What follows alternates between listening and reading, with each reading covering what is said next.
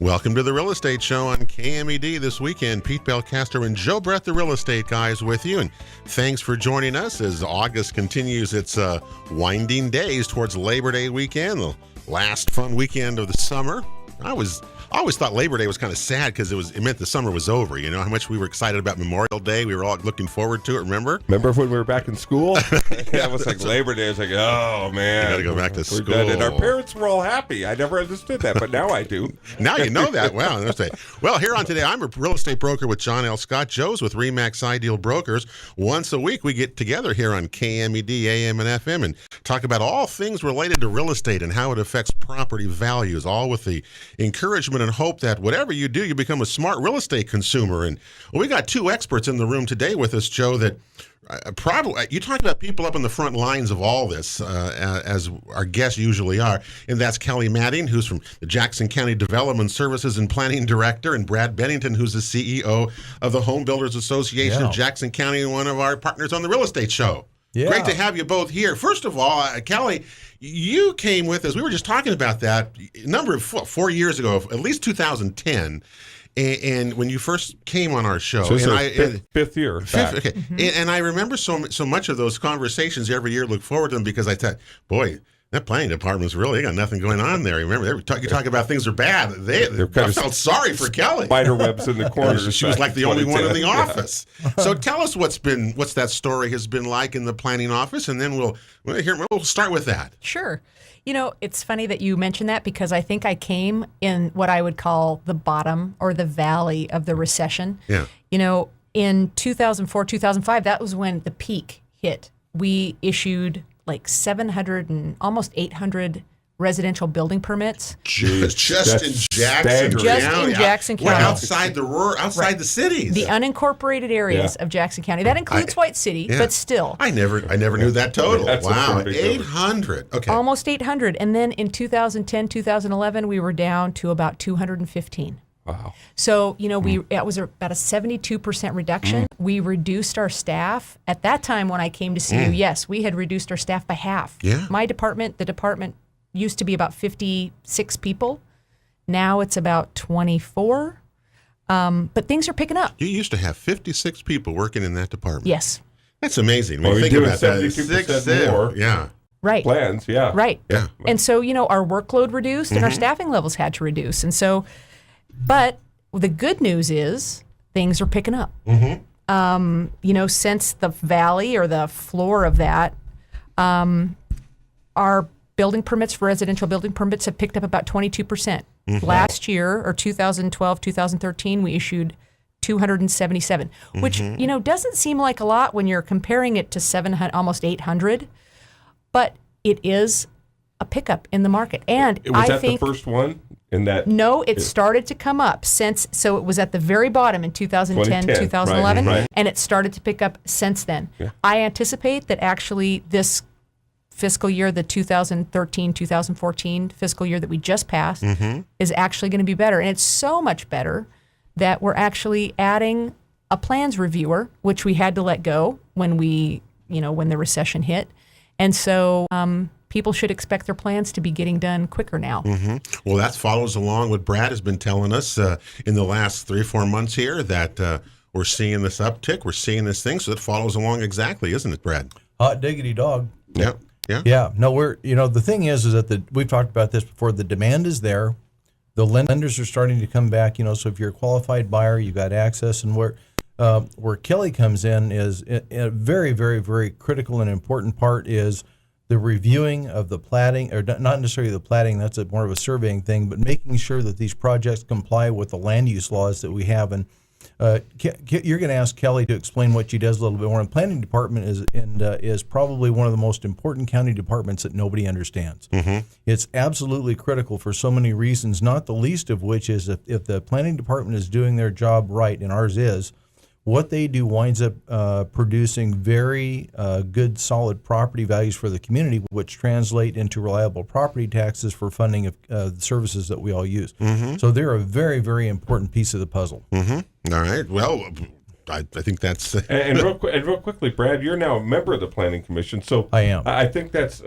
I mean, first off, thank you for your service, because that's above and beyond all the other things that you do. But what drew you to wanting to be part of the Planning Commission and knowing now we were about to hit a time where we're going to move forward and this county is going to face issues of growth like we've never seen before. Eventually, it's going to come. Yeah. I'm going to do something that'll tick off my friends in the medical community. But if you're going to be a doctor, you got to do a lot of reading, and then you got to do a lot of practical stuff. And I'm not going to pretend that what the home construction industry does is as individually important as what doctors do, but it requires a tremendous amount of education.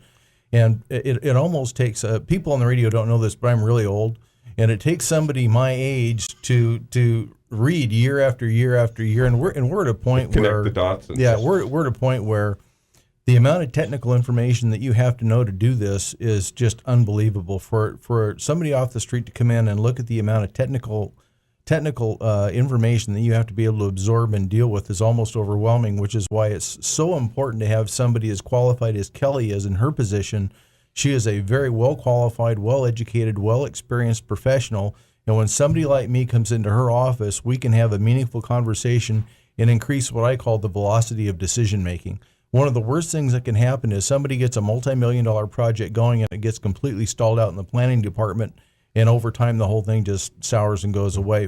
When you have somebody like Kelly and her staff, that project goes in, it gets reviewed in a timely manner, and gets out in the real world and gets built, and that makes everybody happy. And now that you're on the commission, that better stay that way. It better stay that way. By golly, you betcha. Yes. I think, wasn't it, Brad, I think, was telling us that construction, licensed contractors, that you're going through more training, right? More education, like they do with realtors. Right. We got to go through those 30 hours every 2 years to get to renew your license. But that's just changing or just coming. Is that what it was, Brad, into the construction trades of this type of continuing education and things like that? Well, continuing ed got voted in by the 2007 legislature and began being implemented in 2009. And that's for home building contractors, what we call residential general contractors. The commercial general contractors, they've got an educational path as well, but it's different. But what the legislature did in 2007, they said, okay, if you're going to be a contractor in Oregon, we're going to start having some oversight over the kind of education that you have, and we're going to make sure that you're keeping up with the latest technology and what's going on in the construction world. Kelly, does that matter to the planners when you're getting projects presented or something like that come to your office to have this kind of thing? Going to make the job easier. Does it make Absolutely. it? Yeah. And it's not just for planning, it's also for building. So in the Development Services Department, the building division is housed. So what Brad is talking about is directly related to, providing plans that actually meet the building code. Makes everything go so much smoother. We have fewer corrections, and when we have corrections, it's still a human event. We have to call someone has to call us, and time goes by. So the more educated the contractors are out there, the more efficient we can be because they're more efficient. Right. Have you seen new people? Because certainly at the bottom of the recession, remember people dropping out of real estate brokers, they were contractors, Brad was saying, remodelers who dropped out of the business, went into other types of things. Are you seeing now the same ones coming back? Are they new people in the industry? Or kind of tell me how you shake out from that from your perspective. I think we're seeing a lot of the same people doing more, or a lot of the same people had been planning. During the recession, it wasn't like nothing was going on. Things were still going on. We were actually busy during the recession for the amount of staff that we had. Right. And we were still seeing people come in, and what people were doing was planning because they knew things were going to get better. I think most people thought that things were going to get better. And so they would come in and talk to our planners about, I'm interested in this property, or I'm interested in doing this with this property. Now, they didn't pull the trigger, and they weren't doing anything at that time, maybe because they didn't have the capital resources, or the capital wasn't there. Or they didn't see the turnover time. But the planning was going on. But the planning was all going this time. on. So now what we're seeing is sort of the trigger pulled on some of those things. Okay, yeah. And that's a good thing. Obviously, by the numbers, things are picking up, and I think at least, I didn't predict the recession or couldn't have, but I think things are ticking up at a moderate pace. not anything like we were seeing in 2002, 2003, 2004, which really did seem kind of unsustainable. Right. And we don't want to go back to those again. I mean, No. I sure don't And the think savvy that's healthy. ones that are still in the game saw beyond this, saw that wasn't sustainable, and we're ready for what was coming behind, and weathered quite a storm. And now they're probably reaping, the benefits of being patient, planning correctly, and surviving. I think probably more than anything. So are you not yet thriving, but the stage is set, I think. Are you seeing, Kelly? Are you seeing before the Planning Commission? I mean, you guys see this stuff. Is there? Because Brad, we're saying here the home builders currently what we're building right now. Those were lots that were planned, years ago. Most of them. A lot of them were. We're certainly seeing the price. I was looking on the MLS yesterday, just to lots again before the show. Lot prices have really gone up. I must say, what's out there? You're right about You that. mentioned something about Gosh, that, Brad. where did you hear that? I don't know, but what's out there is more expensive than certainly it was. So are we seeing stuff still coming before the Planning Commission, you guys, or what status are we in this whole thing right now? I think that the Planning Commission is going to start seeing more activity, and I'll give you some examples. And that's when we talk about planning. Remember, we talked about probably 2 years ago regional problem solving, and regional problem solving delineated or kind of delineated where we were going to grow in the next 50 years. So cities are starting to plan and come Based on forward that? with urban growth boundary expansions. So where the bulk of development occurs in our area, and actually in the state of Oregon, is within city limits. Right. So when you see cities coming in to expand their city limit, to expand their urban growth boundary and eventually annex into that area and develop it, allow development, we're seeing Central Point is coming forward with actually an urban growth boundary expansion, and then via the city of Central Point, there's another one. I anticipate the city of Medford coming in for an urban growth boundary expansion within the next probably 2 years. That's significant because you think all of that land transitioning from county zoning, which is, doesn't allow a lot of development. It's more protective of resources, to city land and that kind of density. I think you're going to see quite a bit more urban development. And this is coming on, you're saying, because we have finished the regional problem solving stuff. We've set our boundaries for We the know next where our 50 industrial is going years. to go, our exclusive farm use is going to be. We have those areas delineated. Right. So by settling that, and finally, gosh, how many years did that take 12. to do? Okay, 12 years. But to finally have that done now is allowing planning to go forward, if I'm hearing you all right, in these areas that were previously they weren't able to do. And we're going to grow. It's a good thing. And it's going to done. happen, isn't it then? Yes. And we were done. We were ahead of the state in the fact in the RPS program that we did down here. We kind of were done first, I believe. Well, compared to a lot of folks. Well, there hardly is anyone who's doing what we're doing, in fact. And so That's Jackson right. County Really? is unique in having It is. all of the majority of our cities in the county having urban reserve areas. That's areas that cities know there's certainty. This is where they're going to grow. This is where they can kind of plan their infrastructure so they can be as efficient and cost effective as possible. So it's a very positive and unique endeavor that was successful here. Yeah. But what Kelly's saying is really true. Oregon's got 36 counties in it, and Jackson County has kind of a unique makeup of people that are community-minded, forward-thinking, and business-minded as well. So we've got real solid business background with our county commissioners. We've got good practical experience in our planning department, and we had enough concerned people on our side of the fence on the practitioners, the developers, and somehow we got enough people to sit down and say, let's make sense out of all this in a way that's going to get us down the road a while, because most of Oregon's other counties don't do this. What Kelly says is true. This is really a very unique situation we have. And because we were proactive and because we were able to all kind of sit around the table and make sense out of this locally, it's going to make the guys up in Salem a lot happier. It's a good deal all the way around. It's going to make things smoother where we live. I remember when Mel Winkleman was on the Medford City Council. This was, 12, 14 years ago now. We were doing a TV show down at SOU, and I remember him saying about regional problem solving, that we're going to have one great big city all the way from Eagle Point all the way to Ashland. We're going to just be one continuous thing. And I remember saying, I don't know if that's really a good thing or not, but here we are later, and you're all saying that the regional problem solving issue. And it was hard to go through, wasn't it? I mean, I remember some of the. We did several shows. A lot of shows. Couple of years. A lot of really meetings. At the peak of that it could never be done. It was going to take, it could never happen. But here you're all saying it's implemented. And because of it, we're in a better position than most places in Oregon to continue that development in the future. Well, what's a success story, boys and girls? Except for Jacksonville. Yeah, except for Jackson. Okay. All right. We're not going to go there.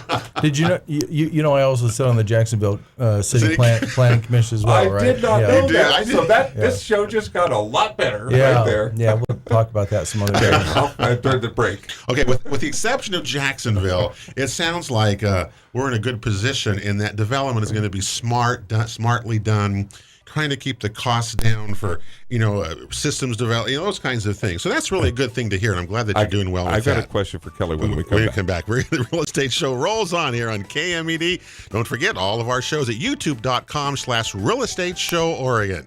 Next week, talk about rental properties and all that. So don't you dare go away. We're coming right back right after this. Real Estate Show continues here on KMED this weekend. Pete Belcaster and Joe Brett, the real estate guys, with you. Next week, Laurel Adams will update you on property management issues around Jackson County. Update on that new HUD rule, that goes in. By the way, a little bit of real estate, other news this week. It looks like Fannie Mae is no longer going to be doing path financing or home path renovation loans like they had been doing. Home Path was if you had bought a Fannie Mae home, a foreclosed property, they had some great programs for it. And out of the blue, it ends November the 1st. That's too bad. Yeah, I wanted to dig into that a little bit. We'll have to do that for next week's show because interesting. I wonder if that's just all the foreclosure inventory maybe that we moved or neglected or vacant homes or. I don't know if there's that much demand anymore. But we'll find out. We've got to find that out, don't we? Anyway, today we're with Kelly Manning, who's Jackson County's Development Services and Planning Director, and Brad Bennington, the CEO of the Home Builders Association of Jackson County. Brad, of course, right now is in that frenzied mode, because he's got a big event coming up. I know we'll talk about it more later, but I know the fall home show is coming up September 12th, 13th, and 14th. You ready for it? You ready? You betcha. You betcha. Show up. You're going to have fun, see a lot of neat things, meet a lot of fun people, and have a great time. And we'll be out there as well on the 13th. Brad will be live on the radio with us. We're going to have you can see him in action. Well, it's always good. You get great ability to see a lot of things you never get to see in one place. So anyway, that's coming up. So we'll talk a little bit more about that as well. Kelly Manning is here as well, the planning director of Jackson County and all that kind of good stuff. And I guess when we get to this point of the year, is there stuff happening out there? Well, first of all, you guys have some new software you want to share with us. Now, permits, you give permits away. I mean, that's what you give out, right? I mean, you got permits. We do. We issue them. The big thing is permits. Building permits and land use permits. But I want to talk a little bit about building permits primarily. Okay, building permits.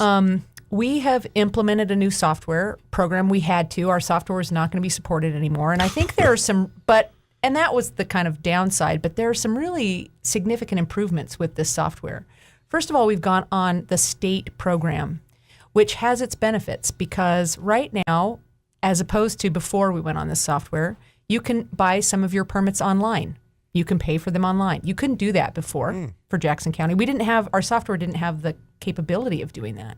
You can order your inspections online. You don't have to call in anymore. Okay. Which for people who are, having their smartphone and relying on that as their communication device, that's really convenient. In addition, you can buy let's say you do business here in Jackson County and you also do business in Lane County. Lane County's on the state system. You can buy permits both for Jackson County and they're not all permits, but you can buy some for Jackson County and Lane County. So it adds to convenience. The other really, I think, great thing about this program is, and it's not in effect right now, but our staff is going to be getting tablets or some sort of device. So when our inspectors go out on site, they'll do their inspection. And let's say you need a correction.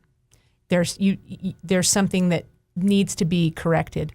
Our staff, as long as they have cell service, will write that correction in to their tablet, send it off. If they're within cell service, that message will go to the contractor immediately on their smartphone, they could pick it up and look at it and say, oh, I need to do that correction, and go get it done. Maybe the person who's doing that work is still on site, and they can call them and say, hey, please correct that.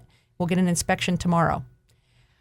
That's real-time communication that we have not had the capability of doing, which I think is really going to help our contractors. It may not help all of them because some of our contractors don't use a smartphone, and and that's fine too. They'll get that information via a phone message, but this way we can have a lot of real-time communication with our contractors, and for them, time is money, and that's really important. So I just wanted to share that's that the county has implemented that software, and within probably the next 6 to 8 months, we will have implemented this kind of real-time online communication, and I think it's a real benefit. Well, you're continuing. The county's been doing that a long time. I think I think if I'm right, the Jackson County's website, the most often used portion of that site is the property tracker information, which is great because it's not available in the counties around us. You can't get that information. You have to physically, literally go to the courthouse and get it.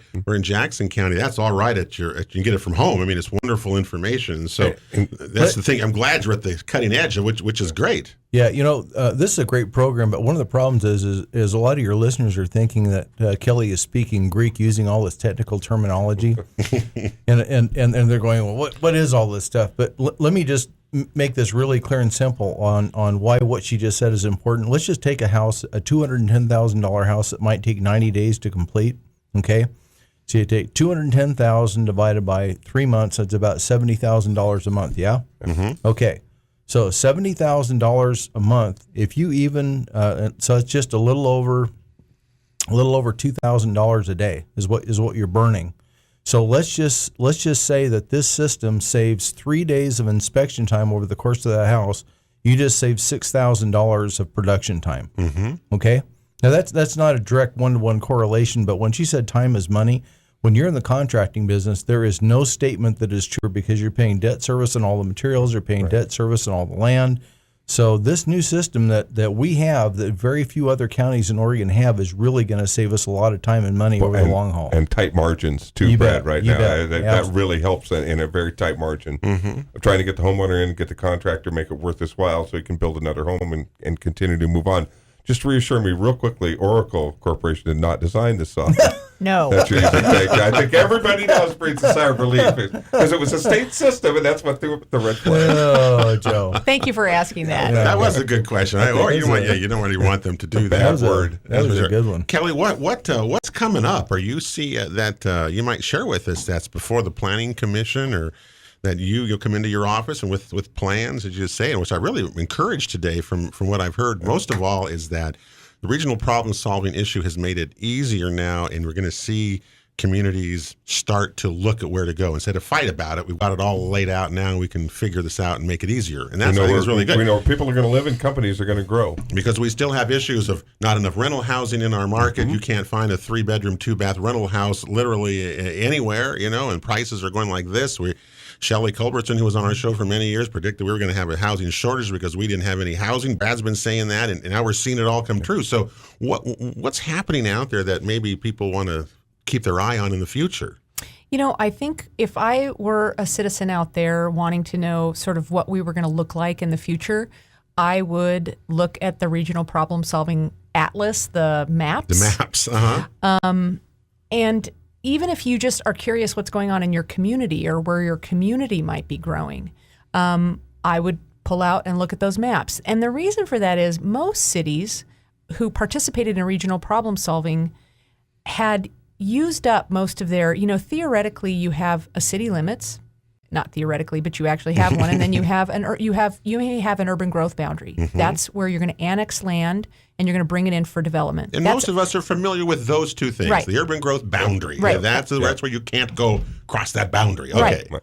And that's a 20-year supply of land, but most cities had exhausted that 20-year supply of land. Eagle Point is one of those cities. Medford is one of those cities. Really? Central Point is one of those cities. So they've exhausted that 20-year supply. So now where do you grow? Well, these urban reserve areas are that 50-year supply of land. So your city is going to grow at some point into these areas. So if you want to be involved in your city and where it's going to grow, whether from an investment standpoint or just an interest standpoint, Or help my clients. standpoint, I would say you should take a look at those maps. Go into the city that you are interested in and talk with them about their process, what they're doing, because the city's Central Point, Medford, Talent is looking at planning some of their urban reserve areas, doing conceptual plans for some of those areas. To tune into that, I would say, please call your city, or you can call the county and we can let you know, we can direct you to the maps online. Actually, they're on Jackson County's website, jacksoncounty.org, in the planning, in the Development Services Department, planning, and then in our comp plan. And have you seen a lot of interest in what these are doing and where this is going to go? You're seeing that, I guess. Yes. Well, that's encouraging. But by the developers anyway. By the developers anyway. Absolutely. Supply and demand may not be there, things like that. I still have a question for Kelly. Well, you're going to have to wait till we come back because we've got one more segment But to go. you told me the last break. The real estate rolls on here on KMED, AM, and FM this weekend. But you don't dare go away. We're coming right back after this. Real Estate Show continues here on KMED this weekend. Pete Belcaster and Joe Brett, the real estate guys, with you. And of course, anytime you need any real estate advice, guidance, or counsel, you can give Joe or I a call via email. It's pretty simple. It's Pete or Joe at realestateshoworegon.com. We'd love to talk to you, and well, so feel free to do that anytime during the week. Welcome back to our show. We're today with Kelly Manning, Jackson County's Development Services and Planning Director, and Brad Bennington, the CEO of the Home Builders Association of Jackson County. Well, Joe's been waiting to ask Kelly a question. Okay, what's your question? You got to get on your mind. Well, our building permits for the county are moving their way back up. I just wondered, how many of those are they all residential? Do we have some commercial or industrial activity in the county? How does that break down? Because we need one, it seems, to have the other, and have the growth of the homes. We have to have the jobs and companies as well. You know, I agree. I think there isn't a direct correlation necessarily between industrial or commercial development and residential development. So I don't see a lot of correlation, except at the time when we issued almost 800 residential permits, we issued 63 commercial/industrial permits. Now, that was at the peak. So the Valley, we issued about 215 residential permits, and we issued 23 commercial/industrial permits. Now, this last year, we issued about 27. So it's on the uptick too. It's interesting because we actually did have a lot more commercial development than I had anticipated during the recession. Little and not so little. Things like Debbie's Diner and Taco Bell out in White City, or Jack in the Box, actually. Jack in the Box out in White City. Amy's Kitchen did an expansion, That's right. or did some work. And so those jobs also kept us working. And it's a good thing, because you're right, we do need that employment, those jobs. So the people that live here and want to buy some of these houses, these 277 houses that we built last year, can afford to buy them. Yeah, and most of that takes place in the city where it's zoned for and where that activity is planned to take place. And as you mentioned, the county's a little more restrictive in zoning outside those city limits. We are. And because county zoning for residential is primarily, it's resource protection. So protecting farming and protecting forestry. But we have some, in terms of the commercial development, White City is unincorporated, so that counts. And then areas in between Phoenix and Medford are unincorporated too. I'm going to jump in here just one second and say it's a misnomer to say that planning, allows this or allows that. What our planning department does is they execute their responsibility according to the laws of the state of Oregon.